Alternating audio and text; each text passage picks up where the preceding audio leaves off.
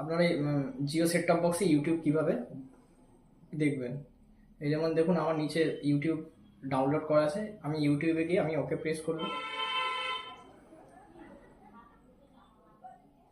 এখানে কিছু log in করার দরকার নেই। মনে করলে আপনারা যদি মেল আইডি দিয়ে রেজিস্টার করতে চান, সেক্ষেত্রে এখানে সাইন ইনে চলে যাবেন। এখানে গিয়ে আপনারা মেল আইডি রেজিস্টার করতে পারেন।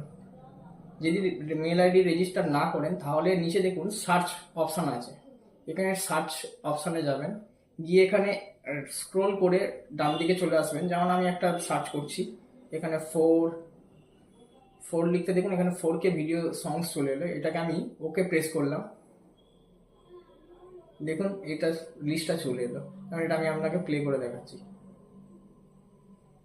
এরকম অ্যাড দেবে, এগুলো প্লে হয়ে যাবে। এরকমভাবে আপনারা ইউটিউবগুলো সার্চ করে দেখতে পারবেন।